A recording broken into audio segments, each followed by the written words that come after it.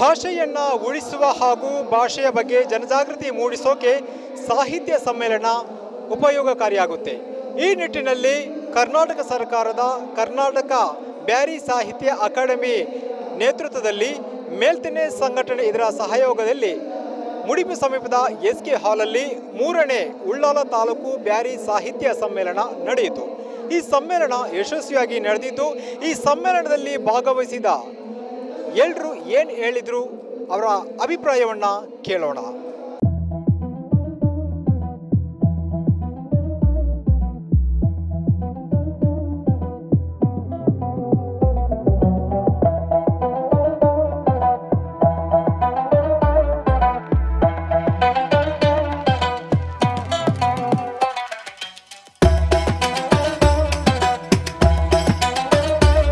ಈ ಸಮ್ಮೇಳನದ ಹೊತ್ತಲ್ಲಿ ನೀವು ಆ ಸಮ್ಮೇಳನ ಅಧ್ಯಕ್ಷರಾಗಿ ಸಮ್ಮೇಳನದ ಭಾಷಣದಲ್ಲಿ ಯಾವೆಲ್ಲ ಪ್ರಮುಖ ಅಂಶಗಳಿಗೆ ಒತ್ತು ಕೊಟ್ಟಿದ್ದೀರಿ? ಈಗಾಗಲೇ ಇರುವಂತೆ ಮೌಖಿಕ ಭಾಷೆ ಮಾತ್ರ ಇರೋದು ಬ್ಯಾರಿಯಲ್ಲಿ. ಸಾಹಿತ್ಯ, ಜಾನಪದ ಗೀತೆ ಆಗಲಿ ಮತ್ತು ಅಜ್ಜಿ ಕಥೆಗಳು ಅಂತ ಅದೆಲ್ಲ ಮೌಖಿಕವಾಗಿದೆ. ಅದರಲ್ಲಿ ಹೆಚ್ಚಿನ ಅಜ್ಜಿ ಕಥೆಗಳು ಅಥವಾ ಜಾನಪದ ಗೀತೆಗಳು ಇನ್ನೂ ಇದಾಗಿಲ್ಲ, ಎಂತ ಸಂಗ್ರಹಿಸಲ್ಪಟ್ಟಿಲ್ಲ. ಅದನ್ನು ಸಂಗ್ರಹಿಸುವಂಥ ಒಂದು ಕೆಲಸ ಆಗಬೇಕು ಅಂತ ನಾವು ಅದಕ್ಕೆ ಒಂದು ಒತ್ತು ಕೊಟ್ಟಿದ್ದೇವೆ. ಮತ್ತು ಶಾಲೆಗಳಲ್ಲಿ, ಶಾಲಾ ಪಠ್ಯ ಪುಸ್ತಕಗಳಲ್ಲಿ ಬ್ಯಾರಿ ಭಾಷೆ ಅಥವಾ ನಮ್ಮ ಮಾತೃಭಾಷೆ ಅದು ಬರಬೇಕು ಎಂಬುದು ಬ್ಯಾರಿಗಳ ಇಚ್ಛೆ. ಹಾಗೆ ಬಂದರೆ ನಮ್ಮ ಮಕ್ಕಳು ಕೂಡ ಈ ಕಲಿಕೆಯಲ್ಲಿ ಮುಂದುವರಿಯುವಂಥ ಒಂದು ಅವಕಾಶವಿದೆ.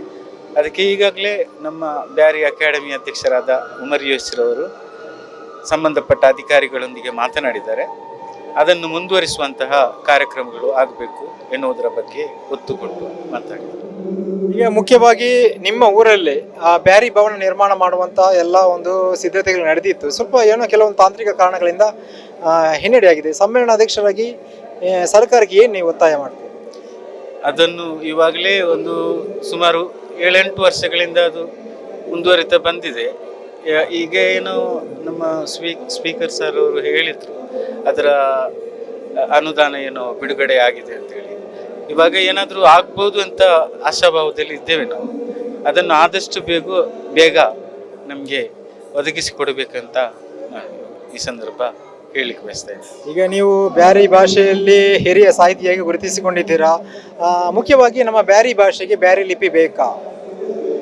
ಬ್ಯಾರಿ ಭಾಷೆಗೆ ಲಿಪಿ ಬೇಕಾ ಎಂಬುದರ ಬಗ್ಗೆ ಈಗಾಗಲೇ ಮಾಡಿರುವಂತಹ ಲಿಪಿ ಅದು ಬ್ಯಾರಿಗೆ ಶೂಟ್ ಆಗೋದಿಲ್ಲ. ಯಾಕಂದರೆ ಉತ್ತರ ಭಾರತದಂತಹ ಒಂದು ಲಿಪಿಯನ್ನು ತಂದು ಈ ದ್ರಾವಿಡ ಏರಿಯಾದಲ್ಲಿ ಯೂಸ್ ಮಾಡುವಂತಹ ಅವಕಾಶ ಅಷ್ಟು ನಡೀಬಹುದಂತ ಅನಿಸೋದಿಲ್ಲ.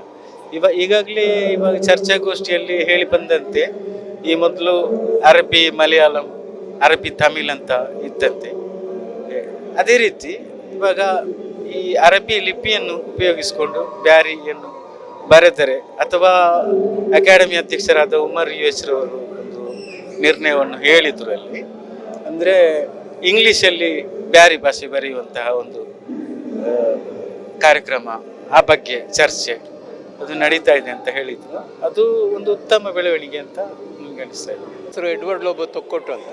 ನಾನು ಬಹುಭಾಷಾ ಕವಿ, 4 ಭಾಷೆಗಳಲ್ಲಿ ಬರೀತೇನೆ. ಕನ್ನಡ, ತುಳು, ಕೊಂಕಣಿ ಹಾಗೆ ಬ್ಯಾರಿ ಭಾಷೆಯಲ್ಲಿ ಕೂಡ ಬರೀತೇನೆ. ನನಗೆ ಬ್ಯಾರಿ ಸಾಹಿತ್ಯ ಅಕಾಡೆಮಿಯವರು 2017ರಲ್ಲಿ ನನಗೆ ಒಂದು ಬ್ಯಾರಿ ಕವಿತೆ ಬರೆಯಲಿಕ್ಕೆ, ಬ್ಯಾರಿ ಭಾಷೆಯಲ್ಲಿ ಬರೆಯಲಿಕ್ಕೆ ತುಂಬ ಪ್ರೋತ್ಸಾಹ ಕೊಟ್ಟರು. ಅಣಿಪಕ್ ಅಂತ, ಮೊಹಮ್ಮದ್ ಅಣಿಪ್ ಅಂತ. ನಂತರ ಹಮ್ಜಾ ಮಲಾರ್ ಅವರು ಕೂಡ ನನಗೆ ಬರೀರಿ ಅಂತ. ಈ ನಡುವೆ ನನಗೆ ಸ್ವಲ್ಪ ಭಾಷೆಯಲ್ಲಿ ಏನು ಸ್ವಲ್ಪ ಅಕ್ಷರಗಳು, ಶಬ್ದಗಳ ಬಳಕೆಗೆ ಸ್ವಲ್ಪ ತೊಂದರೆ ಆದಾಗ ನಾನು ಅಬ್ದುಲ್ ರಹಮಾನ್ ಕುತ್ತೆತ್ತೂರು ಅವರನ್ನು ಸಂಪರ್ಕಿಸಿ ಕೆಲವೊಂದು ಶಬ್ದಗಳನ್ನು ತಿಳ್ಕೊಂಡೆ. ನಂತರ ನನ್ನ ಒಂದು 2017ರಲ್ಲಿ ಬ್ಯಾರಿ ಕಾವ್ಯ ಸಂಪುಟದಲ್ಲಿ ಬ್ಯಾರಿ ಕಾವ್ಯ ಸಂಪುಟದಲ್ಲಿ ನನ್ನ 2 ಕವಿತೆಗಳು ಪ್ರಕಟ ಆಗಿದೆ. ಮತ್ತು 2017ರಲ್ಲಿ ನಡೆದಂಥ ಬ್ಯಾರಿ ಸಾಹಿತ್ಯ ಅಕಾಡೆಮಿಯ ಏನು ಚುಟುಕ ಸ್ಪರ್ಧೆಯಲ್ಲಿ ನಾನು ಕೂಡ ಭಾಗವಹಿಸಿ 2ನೇ ಬಹುಮಾನ ಪಡೆದಿದ್ದೇನೆ. ನಂತರ ಈಗ ಹಲವಾರು ಬ್ಯಾರಿ ಕವಿಗೋಷ್ಠಿಯಲ್ಲಿ ಭಾಗವಹಿಸಿದ್ದೇನೆ. ಈ ಮೇಲ್ತೇನೆ ಅವರು ತುಂಬ ನನಗೆ ಸಪೋರ್ಟ್ ಮಾಡಿದ್ದಾರೆ. ಒಂದು 7-8 ಕವಿಗೋಷ್ಠಿಗಳಲ್ಲಿ ಬ್ಯಾರಿ ಕವಿಗೋಷ್ಠಿಗಳಲ್ಲಿ ಭಾಗವಹಿಸಿದ್ದೇನೆ. ಕೆಲವರು ನನ್ನನ್ನು ಎಡ್ವರ್ಡ್ ಬ್ಯಾರಿ ಅಂತಲೂ ಕರೀತಾರೆ. ನಾನು ಕುಶಲಾಕ್ಷಿ ಅಂತ ಮಾಡೋದ್ರಿಂದ ಬ್ಯಾರಿ ಸಾಹಿತ್ಯ ಸಮ್ಮೇಳನಕ್ಕೆ ಬಂದಿದ್ದೇನೆ. ಕವಿಗೋಷ್ಠಿಯಲ್ಲಿ ಭಾಗವಹಿಸಬೇಕಂತ ಬಂದದ್ದು. ಭಾಳ ಇಷ್ಟಪಟ್ಟು ಬಂದಿದ್ದೇನೆ. ಅಂದರೆ ನನಗೆ ಈ ಭಾಷೆಯಲ್ಲಿ ಭಾಳ ಪ್ರೀತಿ. ಅಂದರೆ ನಮ್ಮ ನೆರೆಕರೆಯಲ್ಲಿ ಇದ್ದವರ ಒಂದು ಅಮ್ಮ ಮತ್ತು ಮಕ್ಕಳ ಒಟ್ಟಿಗೆ ಇದ್ದು ಆ ಮಕ್ಕಳೊಟ್ಟಿಗೆ ಆಡಿ ಬೆಳೆದು ಹೀಗೆ ಇದೊಂದು ಈ ಬ್ಯಾರಿ ಭಾಷೆ ಕೂಡ ನಮ್ಮ ಒಂದು ಆತ್ಮೀಯವಾದ ಭಾಷೆ. ಅದರಲ್ಲಿ ಒಂದಷ್ಟು ಸಾಹಿತ್ಯದ ತಿರುಳು ಕೂಡ ಇದೆ. ಅದಲ್ಲದೆ ಆತ್ಮೀಯತೆಯ ಒಂದು ಸೊಗಡು ಕೂಡ ಅದರಲ್ಲಿ ಇದೆ. ಅದಕ್ಕೆ ಹಾಗೆ ನಾನು ತುಂಬ ಇಷ್ಟಪಟ್ಟು ಈ ಕಾರ್ಯಕ್ರಮಕ್ಕೆ ಬಂದಿದ್ದೇನೆ. ನನ್ನನ್ನು ಪ್ರೀತಿಯಿಂದ ಕರೆದಿದ್ದಾರೆ ಕವಿಗೋಷ್ಠಿಯಲ್ಲಿ ಭಾಗವಹಿಸಬೇಕಂತ. ನಾನು ಹೇಳುವುದಾದರೆ ನಾನು ತುಳು ಸಾಹಿತ್ಯದಲ್ಲಿ ತುಂಬ ಕೆಲಸ ಮಾಡಿದವಳು ಭಾಳಷ್ಟು ವರ್ಷದಿಂದ ತುಳು ಸಾಹಿತ್ಯದಲ್ಲಿ. ಅದರ ಒಟ್ಟಿಗೆ ಬ್ಯಾರಿ ಭಾಷೆ, ಕನ್ನಡ, ಮಲಯಾಳ ಎಲ್ಲ ಭಾಷೆಯಲ್ಲಿ ಸಾಹಿತ್ಯದ ಕೆಲಸವನ್ನು ಮಾಡ್ತಾ ಇದ್ದೇನೆ ಬರವಣಿಗೆಯಲ್ಲಿ. ಉಳ್ಳಾಲ ಭಾಗದಲ್ಲಿ ಕಳೆದ 11 ವರ್ಷದಿಂದ ಮೇಲ್ತೆನೆ ಎಲ್ತ್ಕಾರ್ ಮತ್ತು ಕಲಾವಿದರ ಕೂಟ ಎಂಬ ಹೆಸರಿನಲ್ಲಿ ಈ ಭಾಗದ ಬ್ಯಾರಿ ಸಾಹಿತ್ಯ ಕ್ಷೇತ್ರದಲ್ಲಿ ಉದಯೋನ್ಮುಖ ವ್ಯಕ್ತಿಗಳನ್ನು ಗುರುತಿಸುವ ಮತ್ತು ಇರುವ ಹಿರಿಯರನ್ನು ಸಾಹಿತಿಗಳನ್ನು ಒಗ್ಗೂಡಿಸುವ ಒಂದು ಪ್ರಯತ್ನ ನಡೆಯುತ್ತಾ ಬಂದಿದೆ. ಇದರಲ್ಲಿ ಸಾಹಿತಿಗಳು, ಸಾಹಿತ್ಯ ಬಗ್ಗೆ ಆಸಕ್ತಿ ಇರುವವರು, ಶಿಕ್ಷಕರು, ಪತ್ರಕರ್ತರೆಲ್ಲರೂ ಸೇರಿಕೊಂಡಂತಹ ಈ ಒಂದು ವೇದಿಕೆ ಬಹಳ ಯಶಸ್ವಿದಾಯಕವಾಗಿ ಸಣ್ಣ ಪುಟ್ಟ ಕಾರ್ಯಕ್ರಮಗಳ ಮೂಲಕ ಮೇಲ್ತನೆ ತನ್ನ ಕೆಲಸವನ್ನು ಮುಂದುವರಿಸ್ತಾ ಬಂದಿದೆ. ಕಳೆದ ವರ್ಷ ಮೇಲ್ತನೆ ತನ್ನ 10ನೇ ವರ್ಷದ ಪತ್ತನೇ ಜಲ್ಸ್ ಲೇಸ್ ಎಂಬ ಕಾರ್ಯಕ್ರಮದಲ್ಲಿ 10 ದಶಮಾನೋತ್ಸವವನ್ನು ನಡೆಸಿತ್ತು. ಇದೀಗ ಈ ವರ್ಷ ಬ್ಯಾರಿ ಅಕಾಡೆಮಿಯ ಜೊತೆ ಸೇರಿಕೊಂಡು ಈ ಒಂದು ಸಮ್ಮೇಳನಕ್ಕೆ ನಾವು ಮುಂದುವರಿದಿದ್ದೇವೆ. ಮೇಲ್ತನ ಅಧ್ಯಕ್ಷರು ಉಮರು ಎಚ್ ಅವರು, ಹಲವಾರು ಗಣ್ಯತೆ ಕೂಡ ಇದ್ದರು. ಇವತ್ತು ಕೂಡ ಸಾಯಂಕಾಲ ಕೂಡ ಒಂದು ಪ್ರೋಗ್ರಾಮ್ ಇದೆ. ಅದರಲ್ಲಿ ನಮ್ಮ ಮಂಗಳೂರು ವಿಶ್ವವಿದ್ಯಾಲಯ ಕುಲಪತಿಯವರು, ಉಪಕುಲಪತಿಯವರು, ಪ್ರೊಫೆಸರ್ ಧರ್ಮಸಾರು ಇದ್ದರು, ಡಾಕ್ಟರ್ ಧರ್ಮಸಾರು ಕೂಡ ಬರ್ತಾರೆ. ಎಲ್ಲರೂ ಕೂಡ ಇಲ್ಲಿ ಸಂದರ್ಭದಲ್ಲಿ ಸೇರ್ತಾರೆ. ಬ್ಯಾರಿ ಸಮಾಜ ಜನ ಎಲ್ಲ ಇದರಲ್ಲಿ ಸೇರಿಕೊಂಡು ಮಾಡ್ತಾರೆ. ಎಲ್ಲ ಸಮಾಜದಲ್ಲಿ ಕೂಡ ಇದ್ದಾರೆ. ಅದರಲ್ಲಿ ಬ್ಯಾರಿ ಒಪ್ಪಂದದಲ್ಲಿ ಕೂಡ ಹೆಣ್ಮಕ್ಕಳಿದ್ದಾರೆ. ನಮ್ಮ ಸಮಾಜ ಎಲ್ಲ ಗಣ್ಯತ್ತು ಕೂಡ ಈ ಸಂದರ್ಭದಲ್ಲಿ ಪಾಲ್ಗೊಳ್ಳಿದೆ. ಎಲ್ಲರೂ ಕೂಡ ಧನ್ಯವಾದ. ಮುಂದಿನ ದಿನದಲ್ಲಿ ಒಳ್ಳೆ ಈ ಬೆಲೆಯಲ್ಲಿ ನಾವು ಎಲ್ಲರೂ ಕೂಡ ಮುಂದಿನದಲ್ಲಿ ವಿದ್ಯಾಭ್ಯಾಸ ಕಲ್ತ್ಕೊಂಡು ಮಕ್ಕಳಿಗೆ ಒಳ್ಳೆಯ ವಿದ್ಯಾಭ್ಯಾಸ ಕೊಡ್ಕೊಂಡು ಬೇರೆ ಸಮಾಜ ಮೇಲೆ ತರೋಣ ಅಂತ ಹಾರೈಸುತ್ತೇನೆ.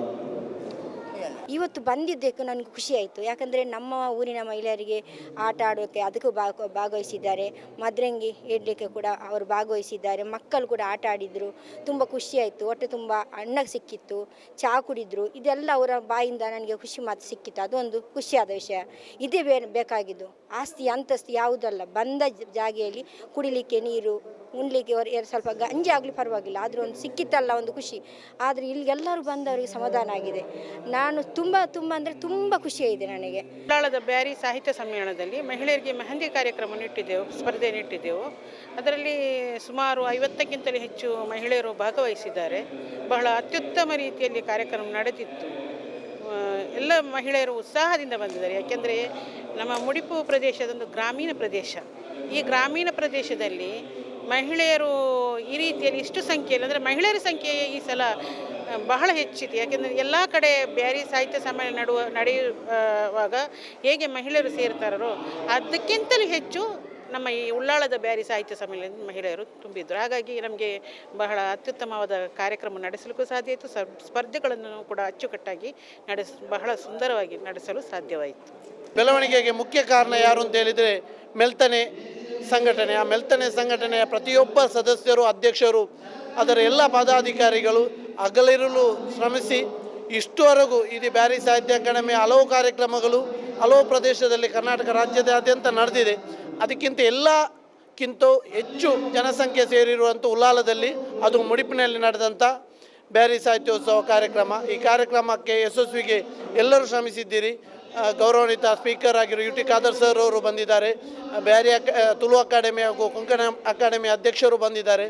ಎಲ್ಲ ರಾಜಕೀಯ ಪಕ್ಷದವರು, ಎಲ್ಲ ಸಾಹಿತಿಗಳು, ಧಾರ್ಮಿಕ ಮುಖಂಡರು ಬಂದು ಈ ಕಾರ್ಯಕ್ರಮವನ್ನು ಯಶಸ್ವಿಗೊಳಿಸಿದ್ದಾರೆ. ಈ ಕಾರ್ಯಕ್ರಮವು ಮುಂದಿನ ವರ್ಷವೂ ಇದೇ ರೀತಿಯಲ್ಲಿ ಉಳ್ಳಾಲ ತಾಲೂಕಿನ ನಡೆಯಲಿ ಅಂತೇಳಿ ಆಶಿಸ್ತಾ ಇದ್ದೇನೆ. ಸಂಬಂಧ ಬೆರಿಬೇಕಾದ್ರೆ ಇಂಥ ಸಮ್ಮೇಳನ ಮಾಡಬೇಕು. ಸಮ್ಮೇಳನ ಮಾಡಿದ್ಮೇಲೆ ಎಲ್ಲ ಒಟ್ಟಿಗೆ ಆಗ್ತಾರೆ.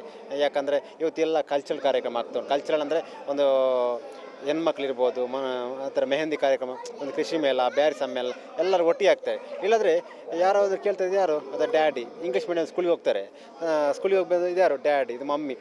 ಅಂದರೆ ಅದಕ್ಕೆ ಒಂದು ಬ್ಯಾರಿ ಇದರಲ್ಲಿ ಉಮ್ಮ ಹಬ್ಬ ಅಂತ ಅದರಲ್ಲಿ ತಂದೆ ತಾಯಿ ಒಂದು ಅದರಲ್ಲಿ ನಮ್ಮ ಬ್ಯಾರಿ ಇದರಲ್ಲಿ. ಯಾಕಂದ್ರೆ ತುಳು ಇದರಲ್ಲಿ ತುಳು ಅಂದರೆ ಮಾತೃಭಾಷೆ ಅಂತ ಹೇಳ್ತಾರೆ, ಅವರ ಅಪ್ಪೆ ಭಾಷೆ. ಆದರೆ ತುಳು ಭಾಷೆಯಲ್ಲೇ ಮಾತಾಡ್ತಾರೆ ಎಲ್ಲದರಿಗೆ. ಯಾಕಂದರೆ ಅಪ್ಪೆ ಅಮ್ಮೆ ಈಗೆಲ್ಲ ಇಂಗ್ಲೀಷ್ ಮೀಡಿಯಂ ಕಲ್ತರು. ಸೊ ನಮ್ಮ ಮಾತೃಭಾಷೆ ಮರಿಬಾರ್ದು. ಈ ಬ್ಯಾರಿ ಭಾಷೆಯಲ್ಲಿ ಅದರ ಮುಖಾಂತರ ಬ್ಯಾರಿಗಳನ್ನು ಒಟ್ಟು ಮಾಡುವುದು ಒಂದು ಮುಖ್ಯ ಉದ್ದೇಶ. ಎರಡನೇದು ಬ್ಯಾರಿ ಭಾವನ ಶೀಘ್ರದಲ್ಲಿ ಆಗಬೇಕು ಅಂತೇಳಿ ಅದಕ್ಕೆ ಒಂದು ಒತ್ತಡ ಹೇರುವುದು ಅದು ನಮ್ಮ ಉದ್ದೇಶ. ಮುಡಿಪು ಸಮೀಪ ನಡೆದಂತಹ 3ನೇ ಉಳ್ಳಾಲ ತಾಲೂಕು ಬ್ಯಾರಿ ಸಾಹಿತ್ಯ ಸಮ್ಮೇಳನದಲ್ಲಿ ಹಲವಾರು ವಿಚಾರಗಳ ಬಗ್ಗೆ ಚರ್ಚೆ ನಡೆಯಿತು. ಬ್ಯಾರಿ ಭವನದ ಕುರಿತು, ಬ್ಯಾರಿ ಲಿಪಿಯ ಕುರಿತು, ಪ್ರಾಥಮಿಕ ಶಿಕ್ಷಣ ಹಂತದಲ್ಲಿ ಬ್ಯಾರಿ ಪಠ್ಯವನ್ನು ಸೇರಿಸುವ ಬಗ್ಗೆ ಹಲವಾರು ಅಭಿಪ್ರಾಯಗಳು ಇಲ್ಲಿ ಸಮ್ಮೇಳನದಲ್ಲಿ ಭಾಗವಹಿಸಿದಂತಹ ಅನೇಕರು ನಮ್ಮ ಜೊತೆ ಅಭಿಪ್ರಾಯವನ್ನು ಹಂಚಿಕೊಂಡರು. ಹೀಗಾಗಿ ಕರ್ನಾಟಕ ಸರ್ಕಾರ ಇದನ್ನೆಲ್ಲ ಗಂಭೀರವಾಗಿ ಪರಿಗಣಿಸಿ ಬ್ಯಾರಿಗಳ ಬೇಡಿಕೆಯನ್ನು ಆದಷ್ಟು ಬೇಗ ಈಡೇರಿಸಬೇಕೆಂಬುದು ಎಲ್ಲರ ಮನವಿ. ಕ್ಯಾಮರಾ ಪರ್ಸನ್ ಇಬ್ರಾಹಿಂ ಜೊತೆ ಶಂಶೀರ್ ಬುಡೋಲಿ, ಸನ್ಮಾರ್ಗ ನ್ಯೂಸ್, ಮಂಗಳೂರು.